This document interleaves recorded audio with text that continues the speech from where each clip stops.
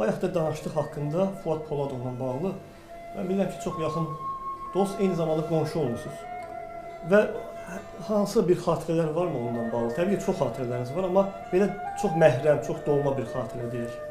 Valla mən bayaq söz arası sənə dedim, Fuad mənim üçün xatirəyə çevrilməyib hələ.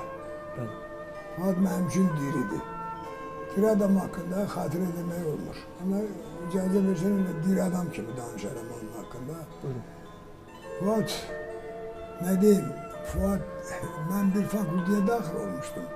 Şərqşünaslıq fakültəsinə. İndi bilənlər bilir də, o, belə deyək, kətçi küçünün yeri gördü ora. Məsələn, 7 nəfər qəbul.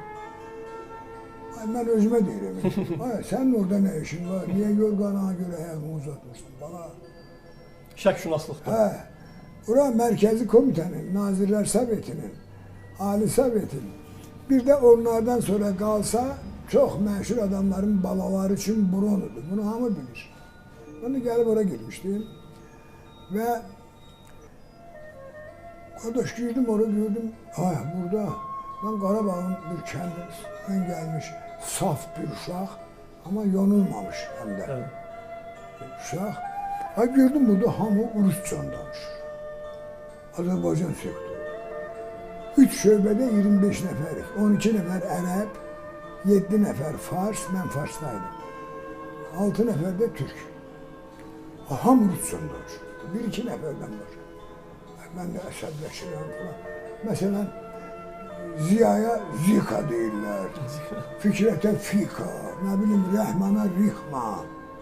Və belə də belə bunlarla gecə gündüz davaydaydım, Ramiz Röşən Allah şahidi. Gəlib gedirdi bir-birimizin yanına. İndi bir gün yenə durmuşuq, biz ikinci növbədə oxuyuruq. Bizdən əvvəl hüquq fakültəsi çıxmalıdır, biz girməliyik. Fantan var o keçmiş Kommunist küçəsində. Mənim 1 qram hürmətim yoxdur tələbələr arasında. Hamma bir danqazın, avaranın biri kimi baxır. Birdən Fuad Poladov Kommunist küçəsində, o yuxarıda olur, axı Dağlı məhəlləsində.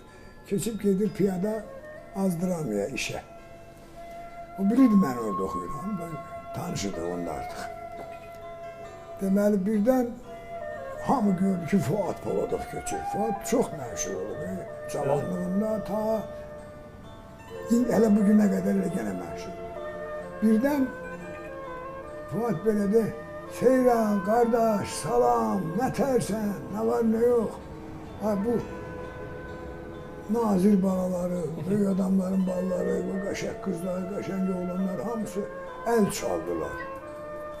Və məni bir dəfəlik qəbul elədilər ki, Fuad kimi nəhəng Seyrana deyirək, nə tərsən, nə var, nə yox. Maraqlıdır.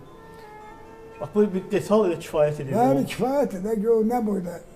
Bəli.